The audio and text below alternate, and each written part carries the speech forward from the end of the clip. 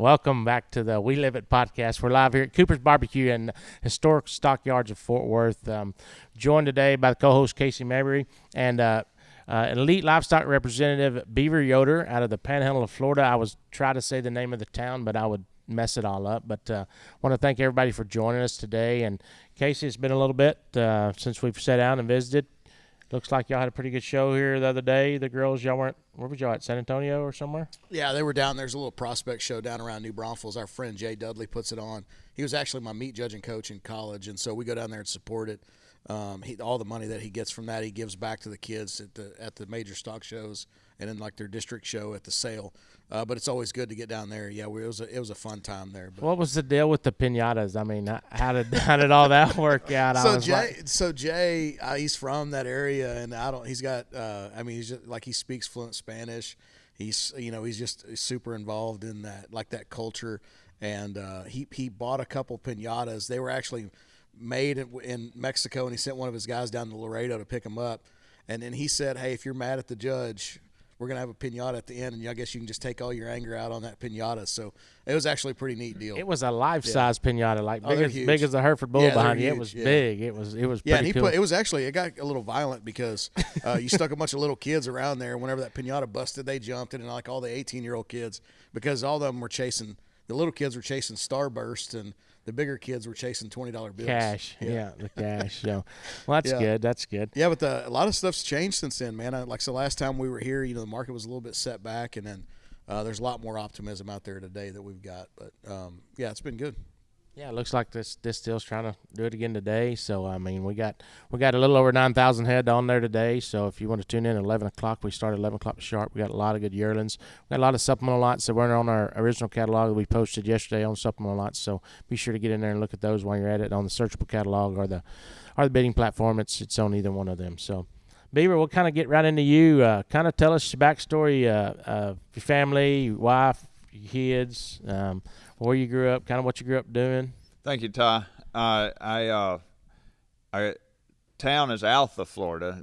It's not necessarily a place that everybody knows about, but it's in the Florida Panhandle, just right below Alabama. Matter of fact, we live close enough that our four daughters, the closest hospital is Alabama. So they're native Floridians, all born in Alabama. So that's how close we are. 30 miles the other way is Georgia. So.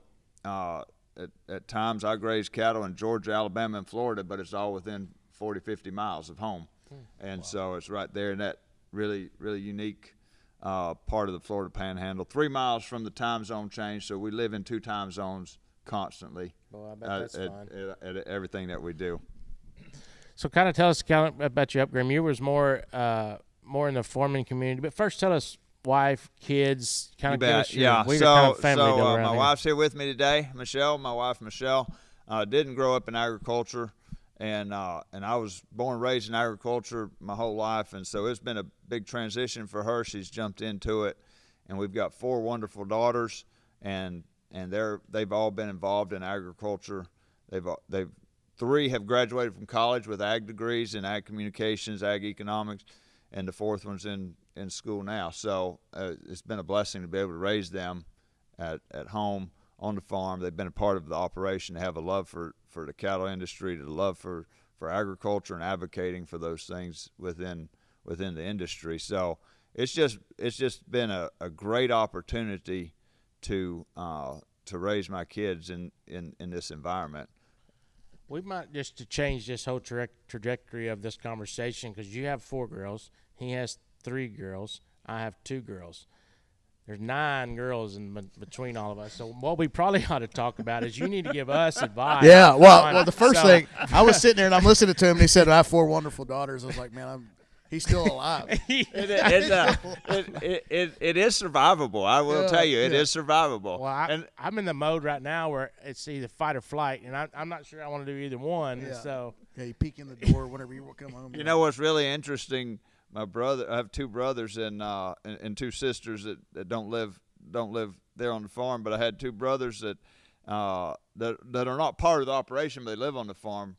One has 3 daughters, and the other one, half a mile away, has 4 daughters. There was 11 Yoder girls, all within 1 mile right there. Oh my goodness! It was really fun raising them. But yeah, traditionally I grew up on a dairy and row crop operation. So that part of the country, South Alabama, South Georgia, has big peanut and cotton country. It's really high productive irrigated farm ground, and we're kind of on the edge of that where I grew up.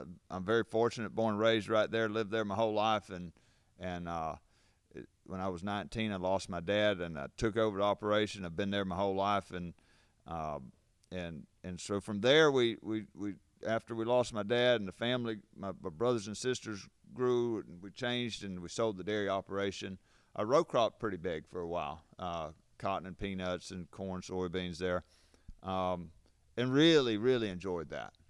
And so I have a very unique perspective from in the cattle business of from the dairy when we had cow herd, just being raised in the dairy industry, understanding the nutritional aspects and the breed back of cattle, so I could carry all that into the beef herd deal. So I for a while there I had a bunch of cows, but I just kept learning as I was younger. I just wanted to be a grazer, wanted to learn how to graze these stocker cattle and see the opportunities in putting some cattle together and grazing cattle, marketing cattle. And so through the years, less farming, ended up less cows, and now all I am is just grazing cattle. We put together stockyard calves, precondition them, background them, graze them out on contract grazing with some other farmers to graze for me, and then market them through LiveAg. So it's a really neat circle. That's a good deal. So, in your area, if somebody wants to get a hold of you to market their cattle through Elite and through yourself through LiveAg, how's the best way to kind of look you up? Yeah, so obviously LiveAg is got website with contact and does a great job with being able to easily find reps in your local area. So obviously through that platform there. As we've learned before at other podcasts here, Elite Livestock is our southeastern group of LiveAg, and I was fortunate enough to be able to join that group 4 years ago, and I've learned a ton about the marketing side of cattle through that process there, and have really appreciated the opportunity to market cattle. It's really fun for me. That has become my new passion, is going into a set of cattle and just really making a nice set of cattle to load for a producer, for a customer on the other end. That's really become a fun part of what I do. It's neat when these guys see, like for yourself, for instance, you was a seller for a long time, and that's what you did. You sold cattle, somebody else marketed them for you. Now you're on this side, you're marketing cattle for other sellers, and now you see both sides of it. And that's what makes it so good to use somebody like yourself that, okay, now I've been on both sides of it, so I know in turn what these buyers are going to need, what they're going to want, the fair slide, the fair shrink, and other than just being a seller where you're wanting it all one-sided. And that's not saying nothing bad about them, but that's just the nature of the beast. But when you have done both, you can kind of. It's truly which side of the fence you're on. But and I've been fortunate to be on both sides of the fence. But for many years I was just a seller. And I would push a rep. That's all on you. It's not me. And when you get on this side of the fence, you understand both sides of both the seller and the customer where we're sending cattle to, and it's made me a better producer, and it's made me a better marketer of the type of cattle we're marketing. Even selling my own cattle or selling for another farmer or producer in the area as a seller, it's really opened my eyes to some new ways of looking at things. So yeah, I've really appreciated the opportunity to get on this side of the fence, and kind of ties the whole circle together. Beaver, what are you seeing in your area? I mean, I think like as far as people getting into the business, what are numbers looking like? From where you're at, it's totally foreign to China. I mean, we're right here in our backyard, So what's going on in your specific area? Yeah, so our area of the country there can grow forages at times of the year when the rest of the country can't. So there's a huge opportunity to graze calves in stocker cattle in our area and make feeders and then bring them on west. But like Florida, it's a cow-calf state. There's a lot of calves that come out of Florida, and so many times those calves have a long haul. So there's a lot of opportunity that we could utilize winter forages in South Georgia, South Alabama, South Mississippi. Those calves don't have quite as far as transition to the western part or panhandle of Texas or such a place as that, where we can keep those cattle there, stop them off, create value for those producers, both the cow-calf producer and a farmer. So there's a ton of value there. It is a challenge, though. We are in an area of high growth, and the state of Florida has a governor that's promoting growth within the state, and so it's really becoming a challenge to be able to keep producers profitable in a high growth area, and so we need to continue to seek ways to keep those folks in that business and keep them profitable and healthy. I mean, we're experiencing the same thing in this area right here. I mean, probably a very similar situation from a political standpoint where a lot of people want to come here, and it's definitely changed the dynamics for sure.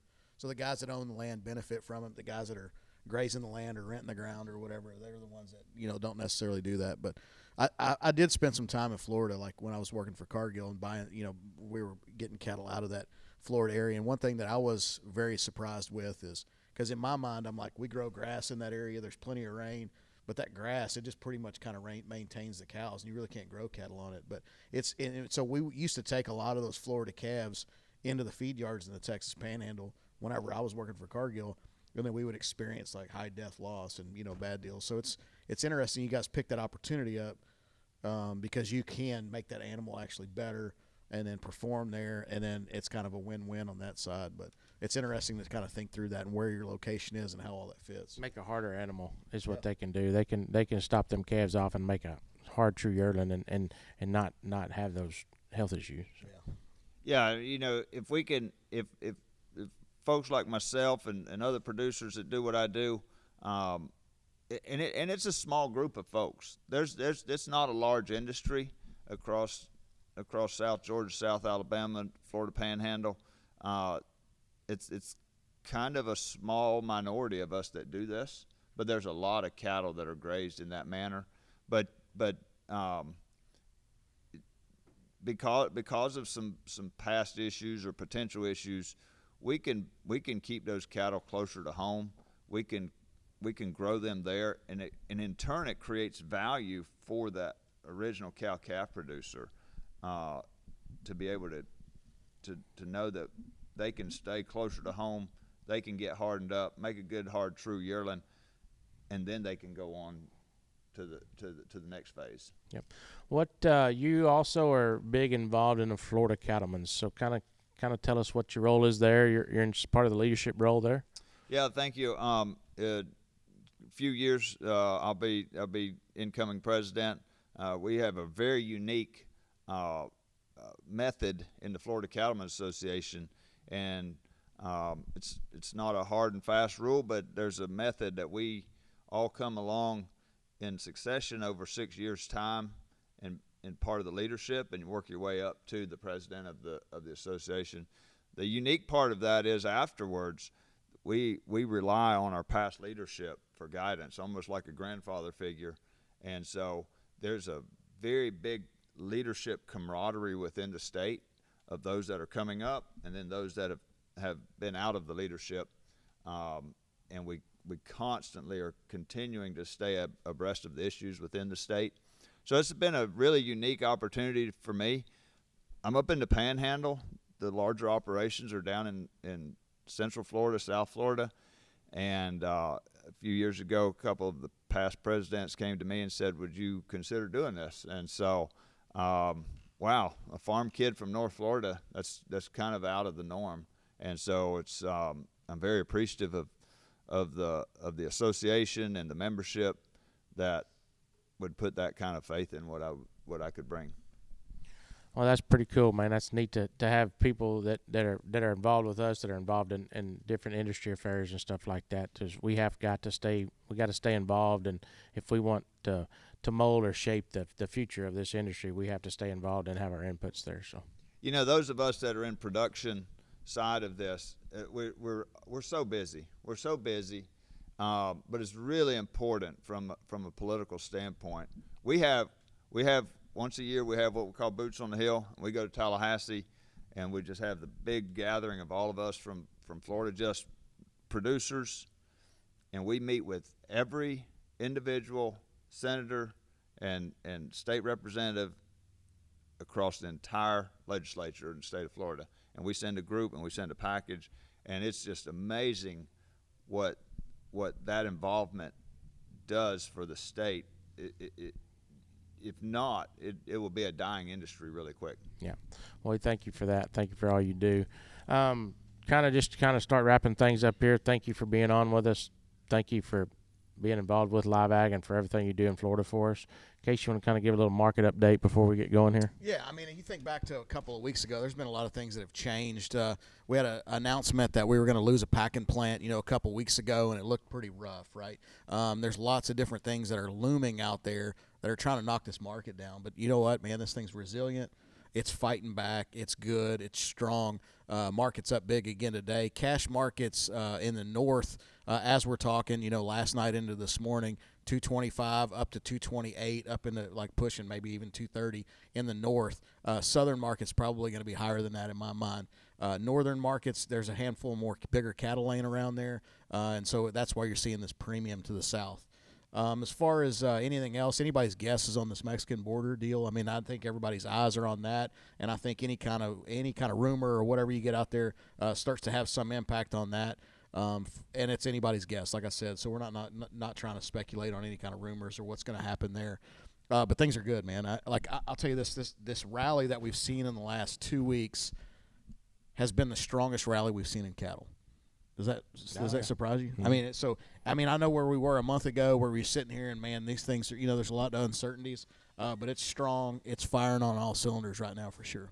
Cool. Well, appreciate you. Casey, thanks for coming in today. I know you hit a little traffic jam out there today, but appreciate you coming in today. Beaver, thanks for being on with us. Thank you. We're going to start about 11 o'clock here today. We got a little over 9,000 cattle, so tune in on live-ag.com and click on there to watch the sale live.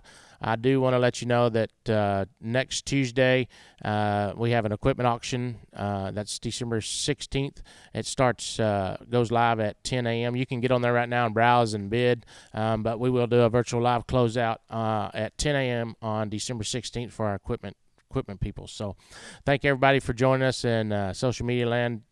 Don't forget to hit subscribe and like. If you would like to join or market with us and do kind of some marketing packages, it's Katie at live-ag.com. Just reach out to her and she'll fix you right up.